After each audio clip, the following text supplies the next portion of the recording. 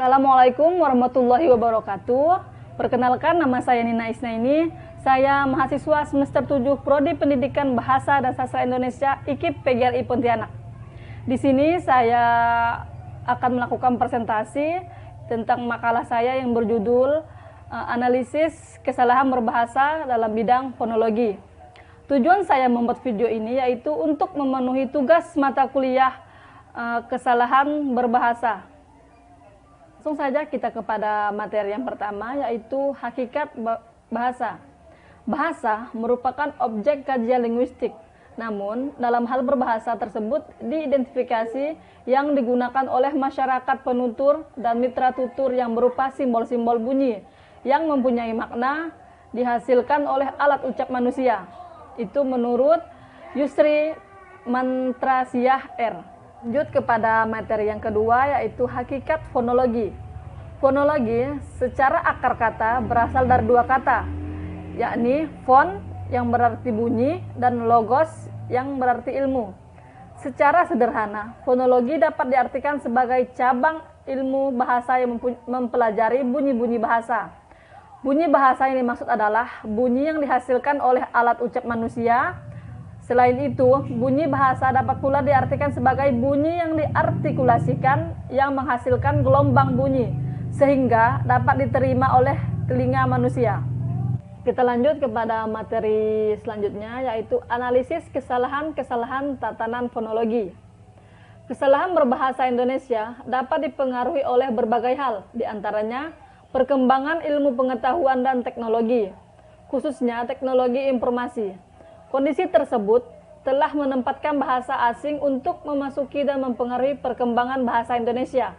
Demikian pula penggunaan bahasa daerah maupun bahasa gaul juga telah mempengaruhi cara berpikir masyarakat Indonesia dalam berbagai bahasa Indonesia resmi. Kondisi itulah yang menyebabkan terjadinya kesalahan berbahasa. Kesalahan berbahasa dalam tataran fonologi pertama-tama dipandang dari penggunaan bahasa secara lisan maupun tulisan. Kombinasi kedua sudut pandang itu ditemukan aneka jenis kesalahan berbahasa.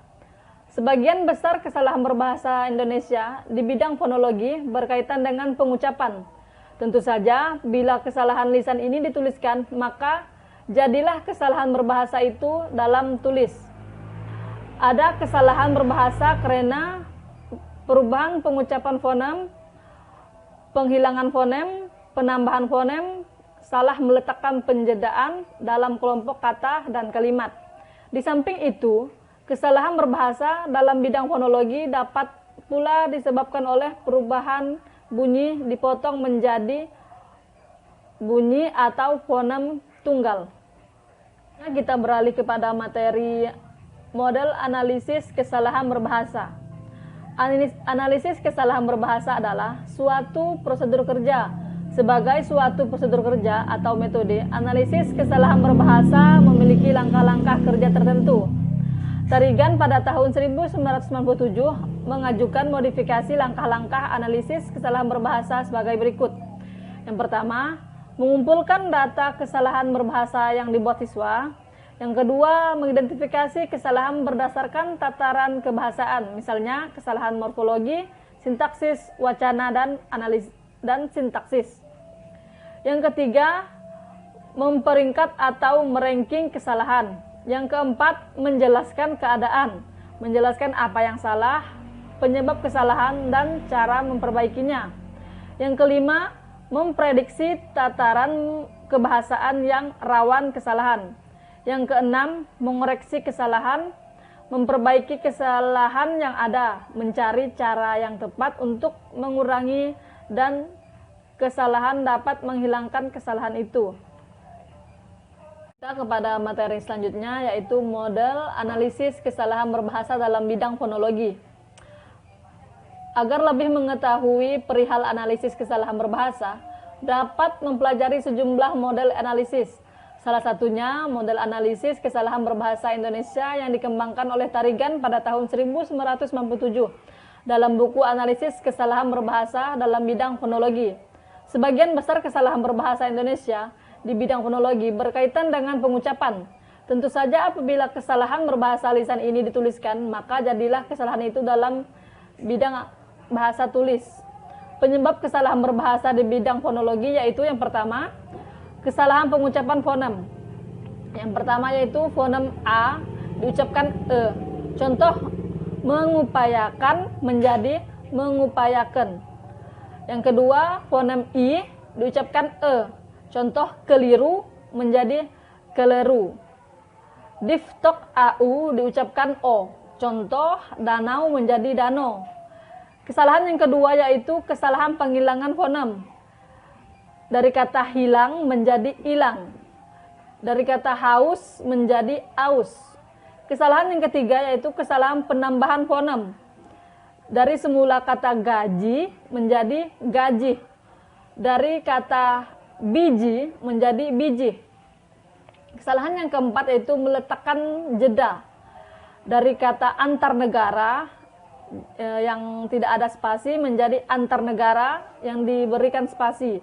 Contoh yang kedua yaitu saya pun yang tidak ada spasi menjadi saya pun dengan menggunakan spasi. Kesalahan yang kelima yaitu kesalahan pemenggalan atas suku kata. Contohnya yang benar adalah bu spasi ah. Yang salah yaitu dari kata buah dengan spasi H. Itu kata yang salah. Contoh yang kedua yaitu ma spasi in menjadi yang salah ma spasi n. Itu kesalahan dalam atas suku kata. Yang selanjutnya yaitu kesalahan-kesalahan dalam bidang fonologi. Kata yang salah adalah endah menjadi yang benar itu indah. Kata yang salah fasih menjadi fasih. Dari kata air yang salah yang benarnya itu air. Dari kata Indonesia yang Indonesia yang benarnya itu Indonesia. Yang salahnya itu kata kaedah berubah menjadi kaidah. Kata main yang benarnya itu main. Yang selanjutnya itu fonem A diucapkan menjadi E. Yang kata yang salah biasa kita gunakan itu akan menjadi akan yang benarnya. Kata garam yang benarnya itu kata garam.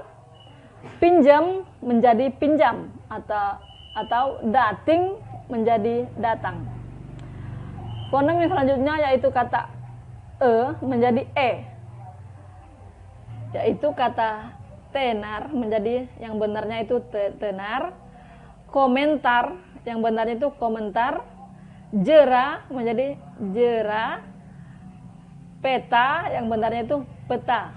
Yang selanjutnya yaitu fonem O diucapkan menjadi U. Kata yang salah yaitu kukuh menjadi benar yaitu kokoh.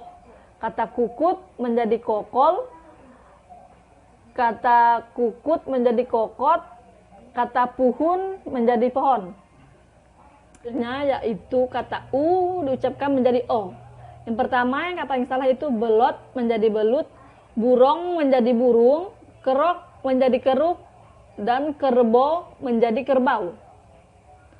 Fonem yang selanjutnya yaitu diftong AI diucapkan menjadi E.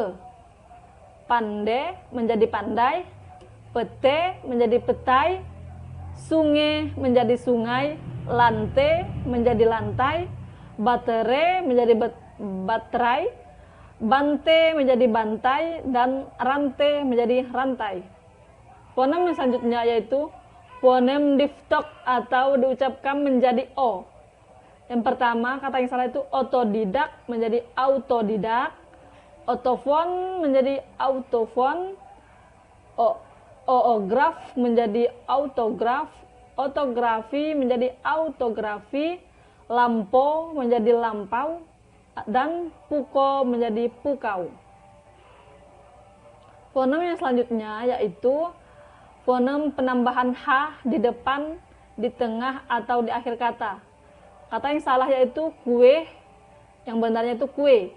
Saya menjadi saya, silahkan menjadi silakan.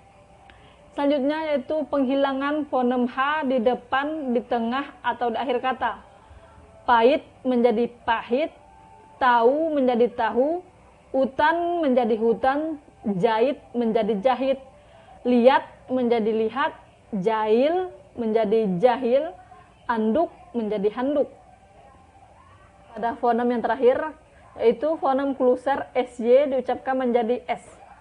Kata yang salah yaitu siar menjadi syiar, kata syukur menjadi syukur, kata siwa menjadi siwa, kata samsu menjadi syamsu, kata asik menjadi asyik. Itu saja penjelasan materi dari saya. Kurang lebihnya saya mohon maaf. Wabillahi taufiq wal hidayah. Wassalamualaikum warahmatullahi wabarakatuh.